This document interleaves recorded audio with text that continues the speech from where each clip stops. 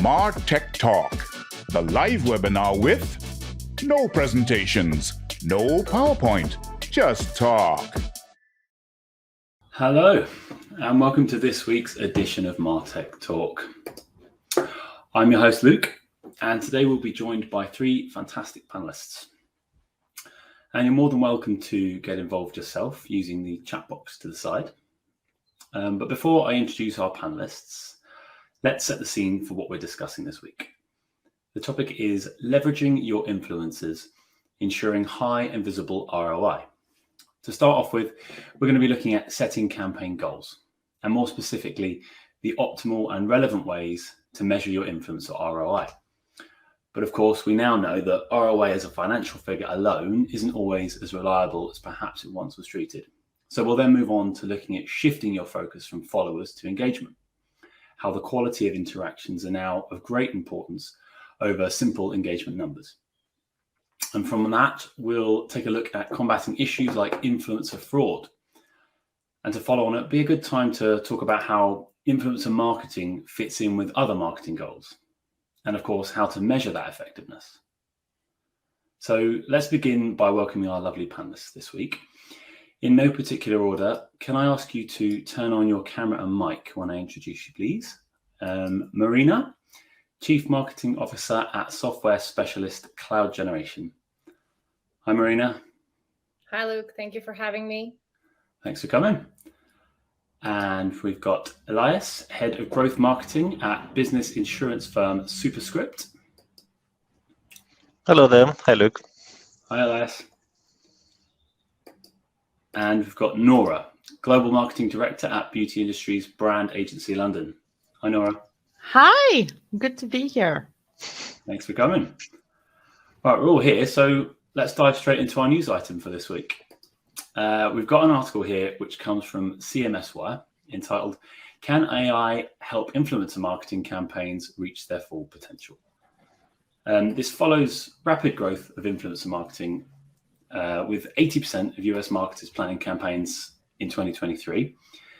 Now, this article looks at some serious bugbears, which we'll be discussing today, including finding authentic influencers, detecting fraud, and measuring campaign performance. A lot of that, is claimed here, can be done using AI. But of course, human creativity and oversight are still required. So can AI help marketing campaigns reach their full potential? What are your takes on this? Marina, can I come to you first to get us started, please? Absolutely happy to. Well, AI movement is on the rise and obviously is impacting a variety of business functions, and influencer marketing is not an exception. Generally kind of a broad picture, right? Like AI generally deals with data automation and simplified processes or functions. So no surprise here with influencer marketing. It's such a great way for organizations and marketing departments to use it, with starting with fraud detection to attribution to reporting and data analytics. I think specifically with data and reporting, that is a very, very strong value proposition when it comes to AI tools. Brilliant, thank you. Yeah, it's nice to hear the positive side of AI. There's a lot of fear-mongering around it as well, so it's good to hear that. Thanks. Elias, can I come to you next, please? Yeah, absolutely. I think from one side, as you said, like it's the immense value that AI can bring on actually trying to find, the target audience within the influencers and trying to find, and possibly, for example, another industry which is like SME insurance is trying to sometimes to find a needle in the haystack of an influencer that actually influences other business owners rather than influencing, for example, a beautician just showing like really nice creations is not our target audience, but will be a beautician that actually help other beauticians build their business. It is actually a needle in a haystack for our audience. I guess the article is more focused on B2C, so it's kind of focusing on the other aspect of marketing. But AI can definitely help on all kind of sorts of trying to find and make connections with that humans cannot make as easy. What I really find fascinating on the other hand side is that this kind of whole industry shift towards influencer marketing and now using also AI. But From one side, we also have, ChatGPT and the kind of generative language, that's creating, and how this is in contrast with what actually, nowadays influencers are about, which is all about being authentic and not being prescriptive. So I'm just trying to kind of balance these two out. Yeah, really good point. That kind of middle ground where the human part fits in to kind of tie the two together. Exactly.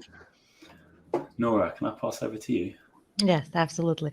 So, like it was mentioned before, first and foremost, obviously, the influencer industry grew massively recently in the last 10, 15 years. So, obviously, there's tons and tons of data points, which AI can massively help to streamline, to help with search, to help filtering, the fraud, as Marina mentioned already.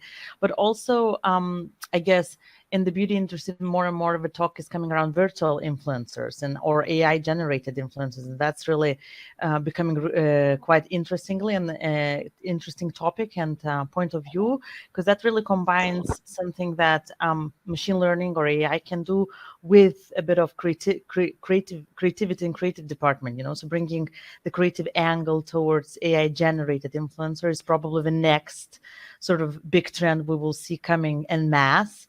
And that's obviously will be generated by AI, but with the help of our creative departments, because it still need to have a certain personality and certain type that can be pre-programmed, and written and scripted. That's phenomenal when you think about it. So yes, but also very good point is that a lot of influencer platforms, the big ones especially, are quite utilizing AI in the early stages, which is good. It just helps us not to simply, by using them, utilize and look. For example, some of the platforms are able to, if the influencer is talking about the product and showing, can catch and define what the brand is, even if it's not tagged in the caption or the name is not mentioned. And that's a fantastic way, and the brand gets notification that, oh, you got a mention from this and this influencer, which is really by using this AI technology, just by visual reference and visual clues, it is able to identify, which is fantastic when you think about it. So lots of benefits. So far, I'm a huge pro AI, if you will.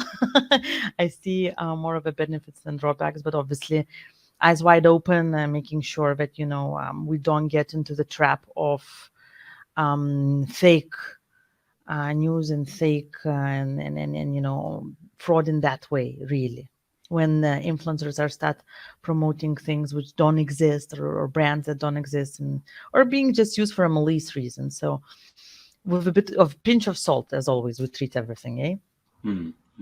Yeah, it makes me think now that the kind of need for human creativity is almost going to go up. I mean, is that going to be something that you think is going to mean new departments? Or you mentioned the creative department, Nora. Do you think that department's going to have more pressure on it now? It's going to be... Yeah, I think so.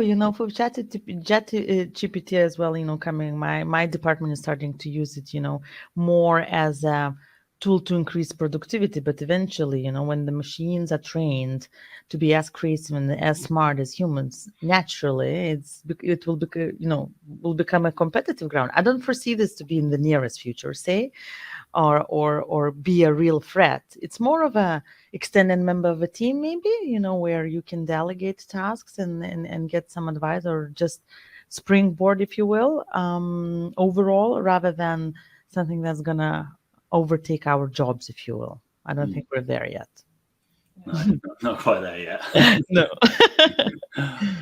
So this is going to change. I mean, our next section is setting campaign goals. This is all this new technology is obviously going to change that. But your experiences up to now and looking forward, what are the optimal ways and the relevant ways to measure ROI now? And I'll come back around to you for this one if that's okay, Marina. Yeah, absolutely. Thanks. Yeah. Well, I operate in B2B space, and yes, like there's I love this panel because we have a good mix of folks, both in B2B and B2C space. But particular in B2B, and we're like in software, we're a software provider, right? Like influencer marketing is not new. It kind of became a thing with the rise of content marketing, about like what, 15 years ago or so.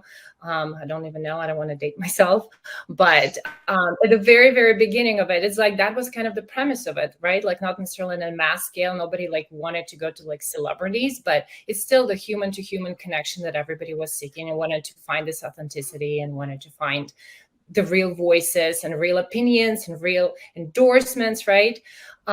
So of course, behind that, the reporting and the ROI, everybody looks at the followers, a kind of more of a vanity metric that I call them. But holistically, I think where it's shifting now is that, again, like with a B2B twist, like you really just need to care about your customer and making them your influencers, right? So like if you focus on your customer a little bit more and make sure that all of your customer base, to the best possible potential, of course, can become your true influencers and ambassadors, then you're looking at the metrics and ROI that general businesses look at, right? Like your retention scores or your churn scores, your customer delight scores, when you're measuring your programs and your ROI on those programs. So your NPS scores and stuff like that.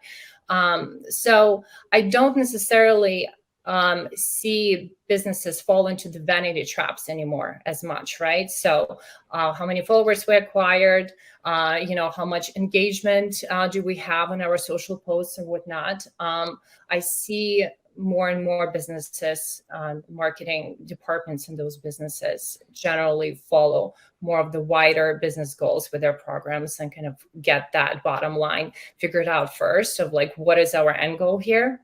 Do we need to retain more customers? Do we need to bring in more customers?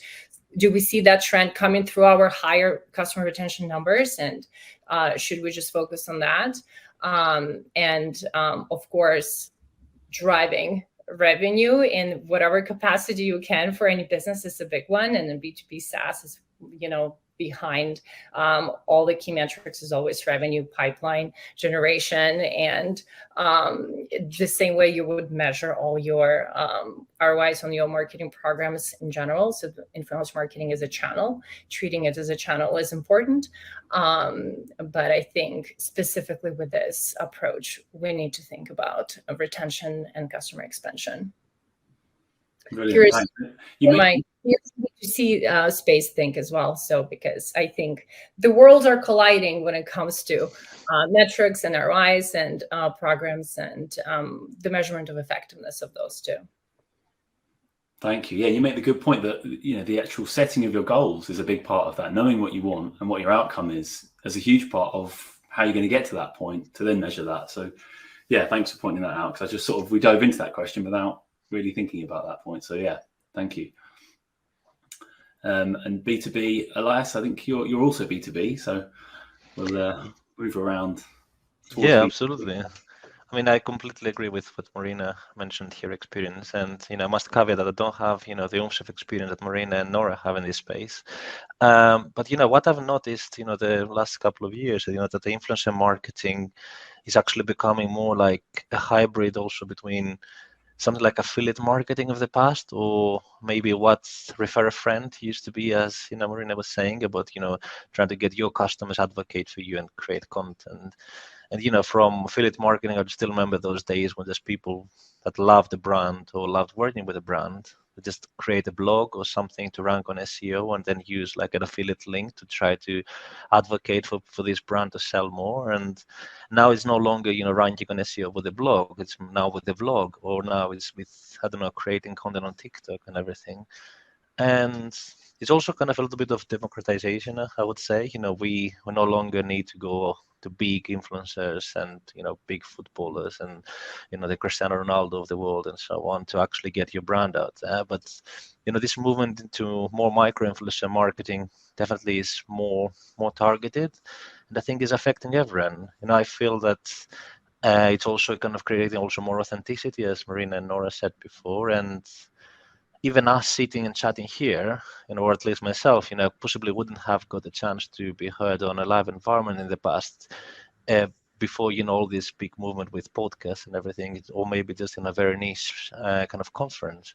But nowadays, us, normal marketers, we appear, we're trying to give in a peer-to-peer advice, where rather than celebrity marketers giving advice kind of from the top down. I think that's kind of also a similar thing, how we can, get the chance to influence their colleagues' perception and decisions, and we are becoming influencers, micro-influencers in the marketing space.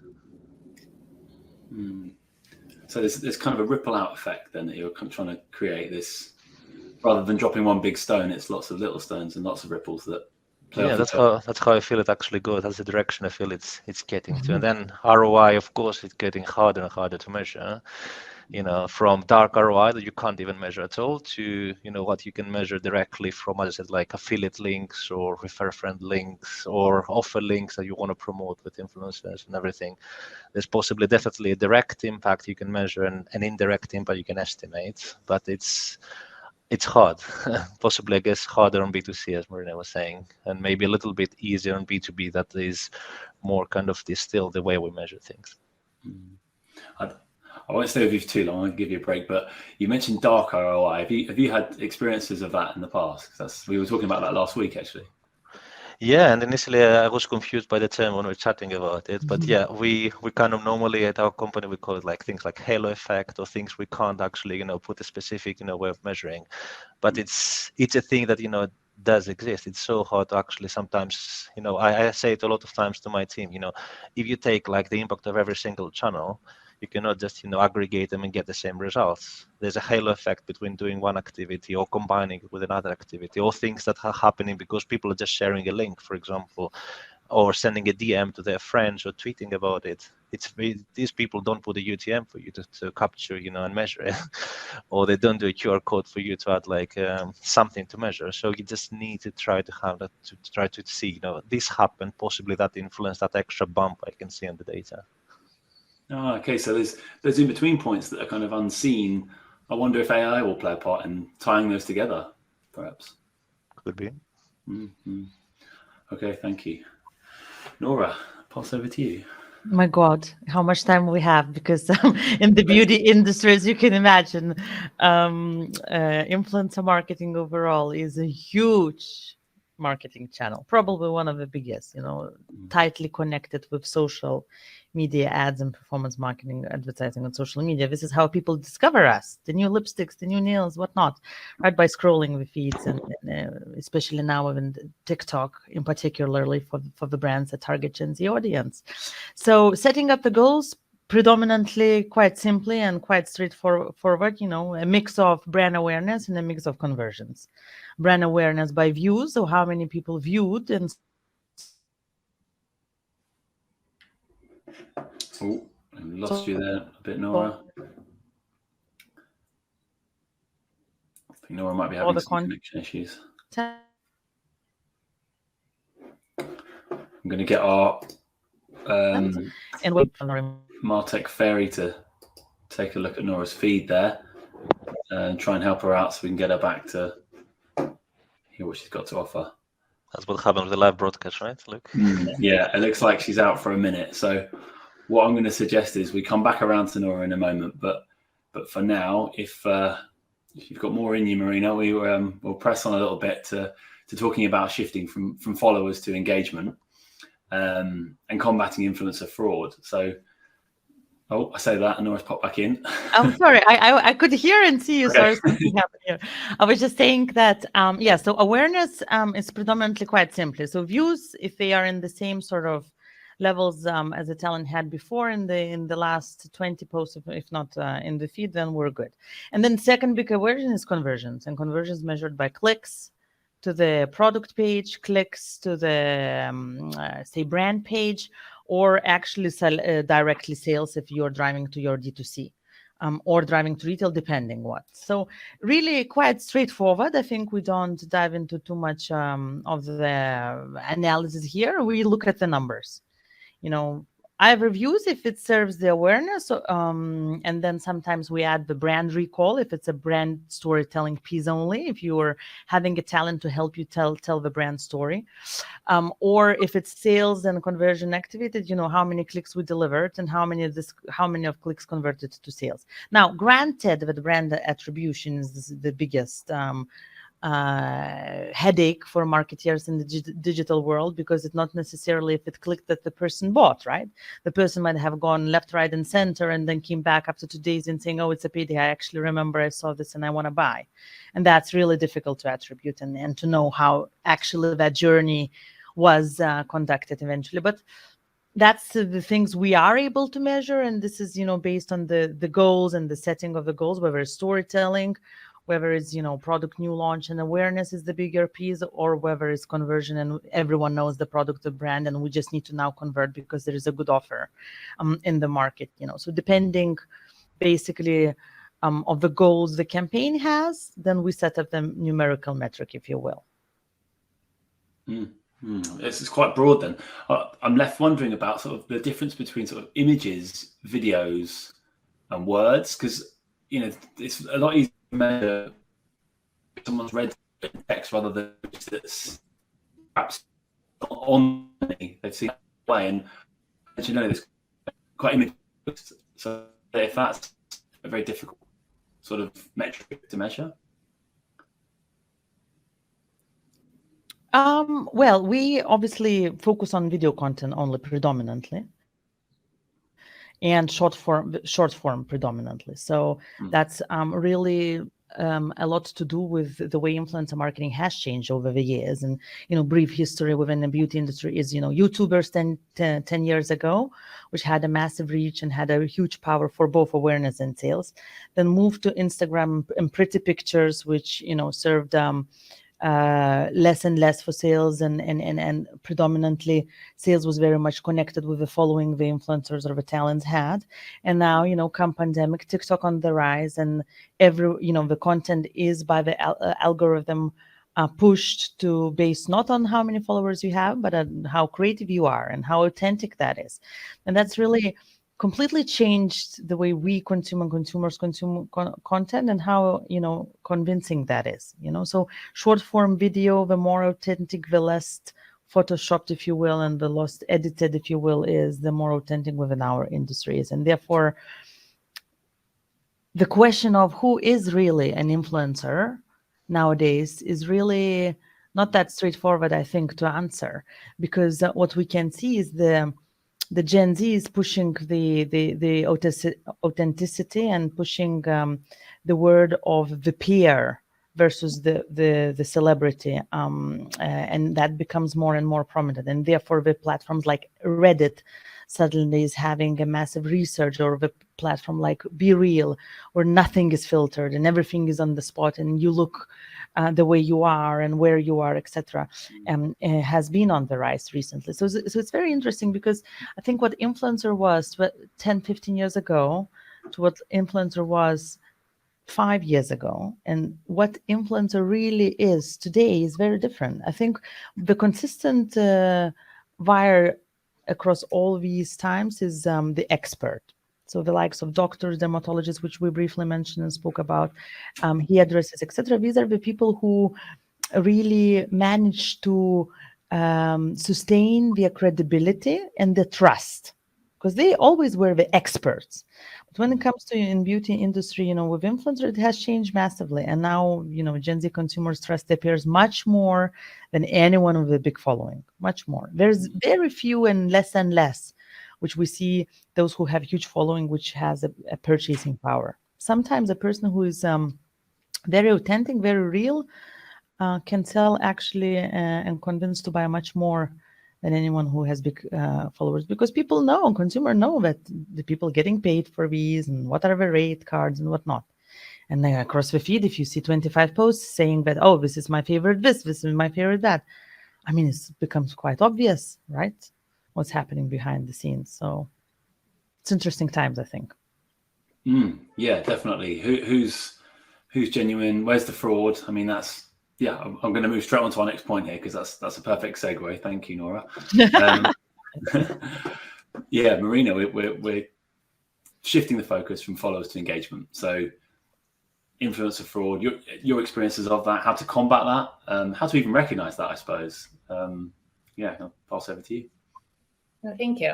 Yeah, and Nora made some great points that, you're absolutely right. It's a great segue to this conversation. Just kind of continue that train of thought that in consumer space in general, like the fraud is a little bit more of a bigger issue, of course, right? So it's there's AI right now or other tools that kind of monitor the spikes in followers and engagement in certain profiles, whether it's Instagram, Pinterest, whatever that is, right? Or video platforms, to kind of combat that, to make sure that, those folks are not taking advantage of the partnerships and the brands and such. But in B2B, there's not necessarily a huge issue of fraud when it comes to influencer marketing. Mhm. We talked about this, and I started a conversation today with, and Nora just mentioned it as well, the importance of focusing on the customer, right? So like in our space, in all my kind of influencer activity or influencer or partner related activity is usually focused on embracing the customer and around that need our customers have for engagement, for peer-to-peer engagement, for that authentic connection, right? And that expertise in the field when it comes to B2B becomes more crucial, right? So the fraud in itself is not necessarily a huge issue. Where we need to be a little bit more careful as marketers in our space is identifying the true experts, right? The experts that will embrace what you have to offer, the experts that will advocate for what your platform stands for and doesn't necessarily come across as too salesy. Like that is our approach right now, and throughout the brands that I've been working with lately, it's really just making sure that there's that authentic thought leadership behind that promotion or collaboration, and it's not necessarily hard to identify, but it's becoming harder to stay neutral, right? To stay again, like not necessarily trying to make your audience feel like you're pushing something on them. And in my space, in cloud generation, we're in the learning education space, for example, right? So our thought leaders are experts in certifications, credentialing programs that run these huge programs and have, thousands of followers, millions of followers, whatever that is, depending on the program, right? And getting them on board and getting them to understand the true value of your platform or your offering. That is the biggest task at hand right now. And there's not like, thousands of them standing knocking on our door and trying to try our tools, but that's definitely where the focus is right now for us. And again, fraud is more of a issue I would think in a consumer brands. And now luckily, as Nora was saying, like there are tools out there, and Elias actually touched on that too, to kind of help combat that and help identify that in a more efficient way and make your marketing team or compliance team more efficient. So you don't have to spend like days and months and having head count just devoted to that. The specialists you mentioned, do you have to have quite a bank of them then? Because I'm thinking now, if you're not too sure if their effect, they're a specialist and they're on board, but how that translates to the actual effect, do you have to kind of have a few of them lined up to see who lands, or is it kind of a case of we'll stick with one and focus and then maybe try someone later, or how does that work? Usually no space just has one. That's rare. I would feel like that's rare. That's very niche. that's a hard one for a marketer, right? You get this one because you're not the only player out there, of course. My approach has always been it's communities of influencers, right? So finding communities where they operate, what they listen to, who they talk to. Usually they congregate around events like this, or in-person events. There are actual digital communities out there, and that they host events, virtual or in person, whatnot. And there's usually, productive influencer marketing campaign or just general productive campaign that wants to kind of advocate for their brand has multi-pronged approach. So you don't have to go for the top, right? Like you obviously want to engage the key experts in the space. But you also go and talk to their teams, go to other folks in the space that are like the rising stars. As long as there's that peer-to-peer connection and people that are buying your product should be identified with people that they're advocating for you, right? So it doesn't have to be the chief education officers of huge organizations. It could be certification manager in an association space, right? Like that is the approach. And as long as they know what they're talking about, and again, there's that peer-to-peer connection, folks can follow and they will listen. And if they're using the tool truly, or they're just paid to say something, people can see through that quite clearly, I think, these days. Yeah, trust the truth. Trust the truth. Yeah. Thank you. Elias, I know you're B2B as well, and I know fraud isn't as big an issue for you either, but I wonder about the kind of, engagement side of things for you and how that's working or not working.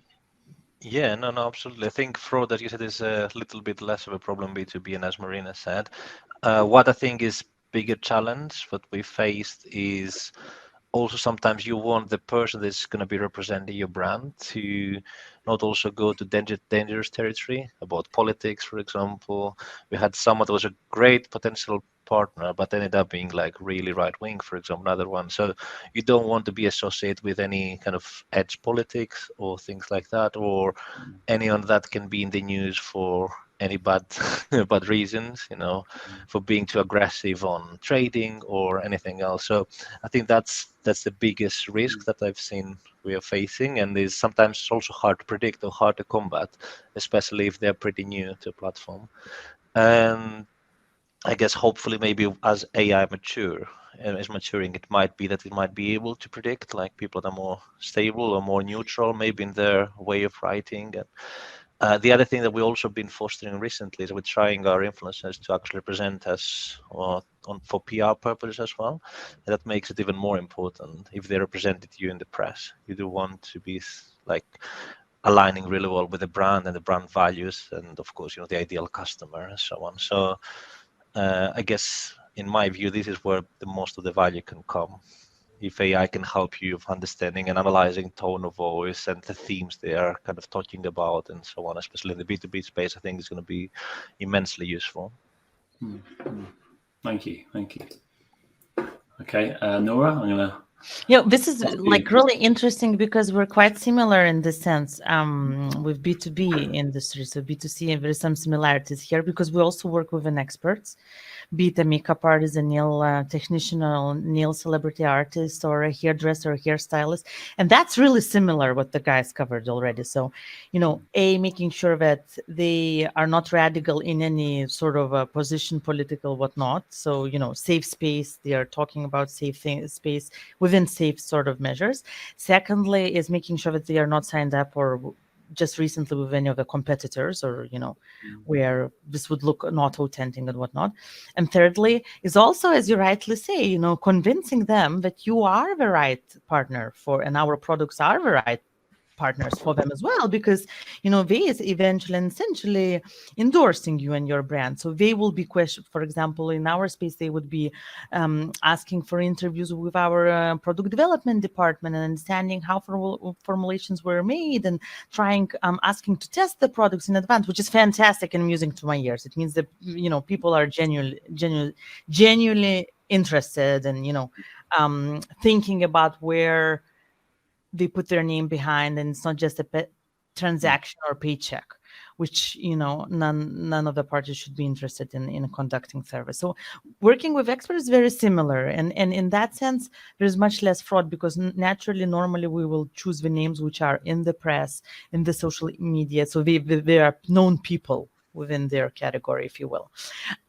With influencers, I feel like fraud was something, when Instagram was just emerging and growing, and you could see, when buying the followers was really something very popular and whatnot. Nowadays, big platforms, when you work with big influencer management platforms, they immediately track and pinpoint those things out. So I don't think anymore the influencer fraud is as relevant as it was a good 10 years ago, I would say, because no way any of the platforms would not detect or miss these kind of things, because they look at follower growth continuously, if it's just 1 month offer in, and they would look at the engagement rates of the post, so they detect. It's very easy to detect, but rightly so, then it becomes more of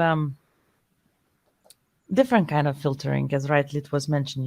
What are we talking about? What issues they express their opinion? Is their opinion danger zone for the brand and the company, or are we endorsing certain politicians or certain policies which would be against, if what the brand stands for and whatnot? So these are things, and these are complicated things, because there needs to be, big companies has departments who go for influencer vetting, especially if it's a big brand deal.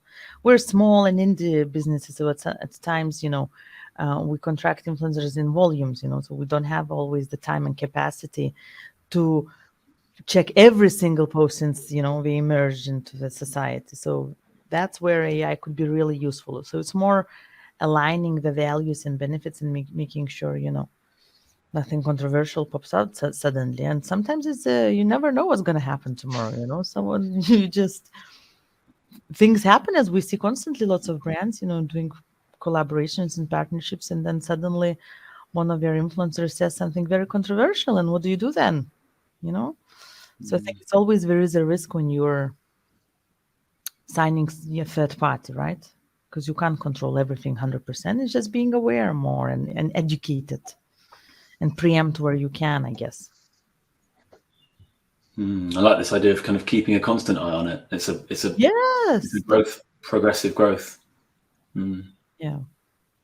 We've actually, I'm going to stay with you, Nora, because we've got two questions here, and they both tie in quite nicely. And I think you'll have a good answer, because you said you're a smaller business, and we've got Esme has said, how do you source and choose the right influencer? And Natalia has said, my small business needs influencers and money. Where's the best place to start to find the former without too much of the latter? Nicely put, Natalia. Okay. So where do we find them? So we use, without no promotion at all, we use an influencer platform, which is called Tracker. And I think we're going to talk a little bit later about that. It's mainly, there are three of them, if you will, so that everyone gets a fair point. It's within my industry. So within personal care, fashion, and beauty, you will probably hear three main platforms which everyone uses. So it's Creator IQ, or it was previously called Tribe Dynamics, it's Tracker, and it's Launch Metrics. And these are the platforms which not only helps you to track the coverage you're getting from influencers, but also helps you to source the influencers based on the industry, any type of standards, engagement based on the competitors, for example. So you can see and go in and immediately see which influencers are posting about your key competitors, and which ones of them has the highest earned media value and things like this. So it's very easy. It becomes, it helps you sort of to benchmark, making sure that, so you set yourself up for a win when it comes to goals and how much you think reach you should get. Where are you in the leaderboard against other brands? And so it's really intelligent. These platforms are super intelligent. They're quite pricey, I must admit, to utilize and whatnot, but they really help to streamline your workflow, if you will, from outreach to follow up to tracking to actually seeing what others are doing, which in beauty space is super important. It's because it's very competitive market, and it's predominantly discovered through social media. So that's what we use. Now, if you're a small business, and if you're selling a consumer product or good, or within personal care, it's not earned seeding, meaning selling product for free, is your best start, because starting right away with paid will require a lot of investment, unfortunately. And actually, funnily enough, we've seen the best sellout viral stories on TikTok with the influencers, if you will, or with the talent of the creators. I call them creators. I think this is the closest term we should be utilizing, is with the people we never paid for. So it's really phenomenal that whenever, and it's because it has that authenticity. It's always has been those stories with the people we seeded or gifted the products. So I think we need to get out of this, everything is paid. Not everything is paid, and I'm telling you, we've seen much better results with earned rather than paid. Paid still plays a big part because it serves the awareness bucket of a marketing channel, right? Because you normally contract people who can give you big reach, big views, big numbers, and that's awareness. And for that, you need to unfortunately pay, because it's like buying TV or any type of other media which gives you big reach, right? But when you funnel down to the conversions, it's really not necessarily the big ones that deliver. It's sometimes, I'm telling you, just seeding the product, finding the right ones, aligning the brand with, if it's a budget beauty or a dupe beauty, you see it to the influencers and people who talk about these topics, who cover, and which gets the content to be much more authentic. So really, I would say TikTok, if it's budget friendly product and it's physical product, is the best platform, because it really turned the influencer marketing, if you will, on its head. Thank you, Nora. There you go, Natalia, Esme. That's a fantastic answer there. I hope that helps you. And I'm realizing we're running low on time now, so I'm going to zoom out for the last little bit. We're going to look at how influencer marketing fits in with wider marketing goals, and how to measure their effectiveness. I'm just going to give you a couple of minutes each for this, I'm afraid, because we're running low. But Marina, can I start with you? Absolutely. Yes. And we touched on this at the beginning of the hour, I believe.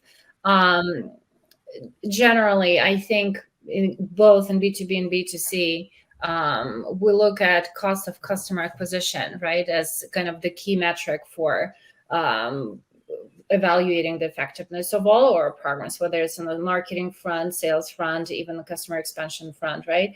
So, of course, in Nora's space, it's very much so marketing driven. So that's like the bulk of your cost of customer acquisition coming from marketing, of course. In my space, it's a healthy mix, I would say, between marketing and sales. Of course, we have like a sales headcount that is specifically sales departments that are devoted to that. And influencer marketing is a channel. It's a big channel for a lot of folks. For us, again, we call it has different flavors, right? Partnerships, affiliate marketing, influencer marketing is kind of interchangeable for us. But at the core of it, again, we come back to how does that impact the cost of your customer acquisition, right? What are the ROI, the healthiest ROI programs you can focus on? If influencer marketing is one of them, if you're truly using authentic buyers, authentic customers that are loving your product and are willing to speak on your behalf, that's usually a pretty low cost investment for businesses, right? Because you are not necessarily paying them for it, right? Like, yes, you can run special promotions, you can have your like product council meetings where you kind of treat them with a little bit more special attention, right? You give them early access to your beta, you kind of roll out some cool features to them up front. But at the core of it, I think once you start measuring the authentic influencer marketing, you'd be surprised how compared to all your other channels, it's probably one of the least expensive and the most effective ways to build your credibility and acquire new customers. Thanks, Marina. I'm sold, definitely. Elias, did you want to add something? I might also say that we've got a question here from Alex, and it says, this may be asked already, but I'm wondering how you authenticate followers and reach of influencers to ensure their numbers are real and genuine. I know Nora spoke about some software that you can use that does that, depending on your area. But Elias, I don't know if you want to address that, or you don't have to. You can talk about marketing and influencer marketing, how they fit, if you like. But we've got a few minutes left, so I'll pass to you. Yeah, I agree with Nora's point. I think this is how I know that you can do that is based on there are even free platforms sometimes where you can see kind of the validity of someone's kind of someone's followers and the engagement, but there are obviously some which, to be fair, have like a steep and high barrier to entry. Some of those platforms that Nora mentioned, they're quite expensive, and I think that's what makes it a little bit more difficult for B2B businesses to actually enter the industry. They're quite high, and unless you go with an agency, if you try to go direct, is quite expensive to actually utilize them. But I think they're pretty accurate. So that's how we do that. So if I just answer your original question about measuring the impact and also how it kind of is part of the overall marketing strategy, I think for our case it is still a small proportion in terms of the spend, but possibly it might be a big proportion in terms of the impact, as Marina is saying. It is harder to measure, as we said in the beginning. But we started seeing also value in places we haven't been expecting. We sometimes start featuring, not in this role I'm now, but in previous B2B role, it was like a two-sided tradesman, a homeowner market, where we started featuring some of our influencers on landing pages, and we've seen better conversion rates because people saw an influencer's face that they could recognize. It helped them believe that this is a legit website. So there's value, as I mentioned before, in PR and getting nerd coverage on the press that you can not always like think about when you're just subscribing with an influencer. So if depending on how you attribute the value, I think it can potentially have like a bigger value than you initially anticipate from just the direct impact of just measuring the views or the earned kind of coverage of the platform itself. So it's also how creative you are, how you're using them as well. Brilliant. Thank you, Elias. And Nora, I'm going to give you 2 minutes, I'm afraid. I'll be quick. As a marketeer, obviously our job is to make our brands and organizations rich and famous. If not rich, then at least famous, or the other way around, ideally both times. And obviously, for me, selling lipsticks is what sells the products is really content. And content you get either in earned way or in paid way.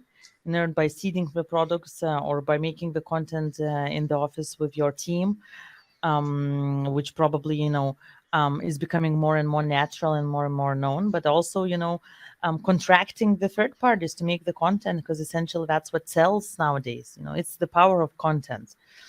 And therefore influencer marketing plays a massive part, because then it gets utilized across your own channels, it gets utilized across paid and social channels, and drives the ROIs and performance and really revenue for the business. So huge part for us, huge marketing investment goes every day.